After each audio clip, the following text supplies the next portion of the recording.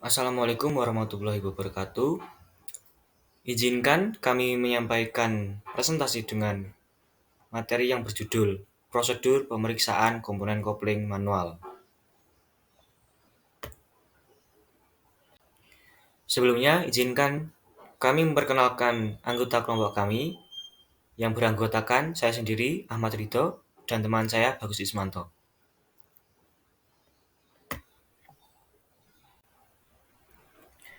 Sebelum memasuki pada penjelasan utama, kami akan menjelaskan terkait pendahuluan ataupun latar belakangnya kopling.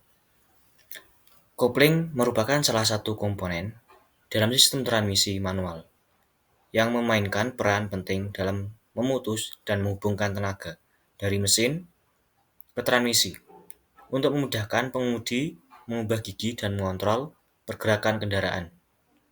Sehingga pemeriksaan rutin terhadap komponen kopling sangat penting untuk menjaga kinerja optimal kendaraan dan mencegah masalah yang dapat mengganggu keselamatan dan efisien operasional. Selanjutnya, pada poin pertama, pemeriksaan kopling manual pada bagian langkah pedal. Yang pertama yang dilakukan, ukur langkah pedal kopling. Jika nilainya kurang dari standar, longgarkan mur pengunci lock nut dan gunakan mur penyetel adjuster nut untuk menyelaraskan langkah pedal. Kemudian, setelah disesuaikan, kencangkan lock nut pada torsi tertentu. Nah, biasanya untuk torsi tersebut ada standarnya pada buku manual kendaraan.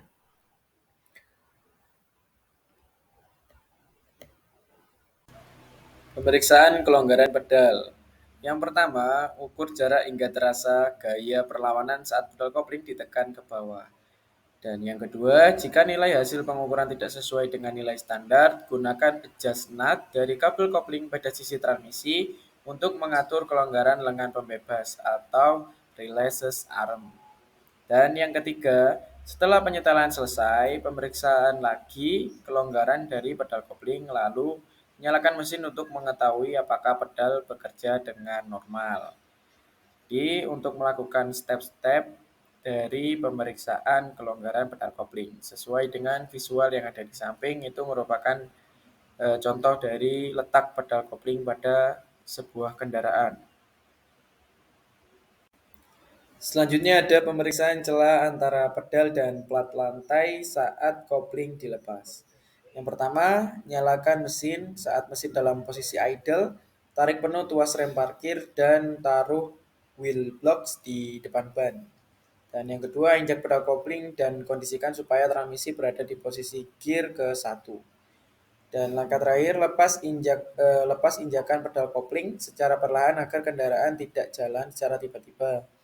Dan posisi ketika kopling mulai terhubung, ukur kelonggaran antara pedal dan plat lantai. Nah, itu sesuai dengan visualisasi atau gambar yang ada di samping kiri.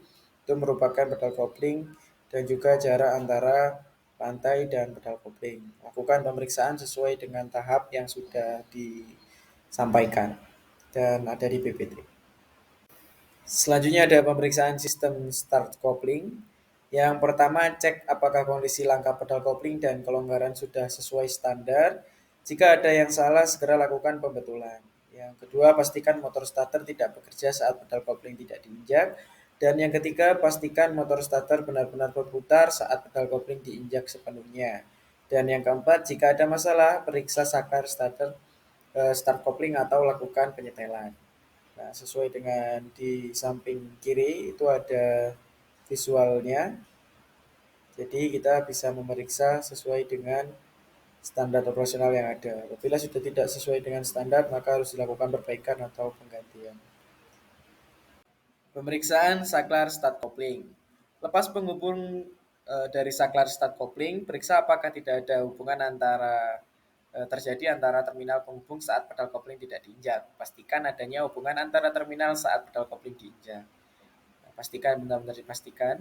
Dan yang kedua, ukur kelonggaran antara threaded end dari saklar kopling dan pedal stay. Jika nilai tidak sesuai standar, atur dengan cara melonggarkan lock nut. Nah, posisi lock nut itu di situ dekat dengan threaded end sesuai dengan gambar. Nah, dengan cara memutar saklar, selanjutnya memutar saklar start coupling. Dan langkah terakhir yaitu setelah diatur, kencangkan lock nut ke torsi yang ditentukan. Jadi apabila toleransinya masih bisa ditoleransi, maka kita bisa menyetelnya melalui lock nut. Apabila sudah tidak dapat di setel, maka harus dilakukan penggantian pada komponen yang terkait. Selanjutnya adalah pemeriksaan kanvas coupling. Gunakan jangka geser atau vernier caliper atau biasa disebut jangka sorong pada bengkel untuk mengukur kedalaman paku keling.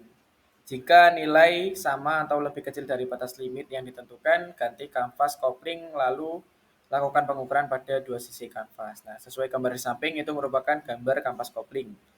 Jadi selain mengukur ketebalan kampas yang kita gunakan, apabila sudah tidak sesuai dengan standar atau standar minimal ketebalan, maka kita harus melakukan penggantian.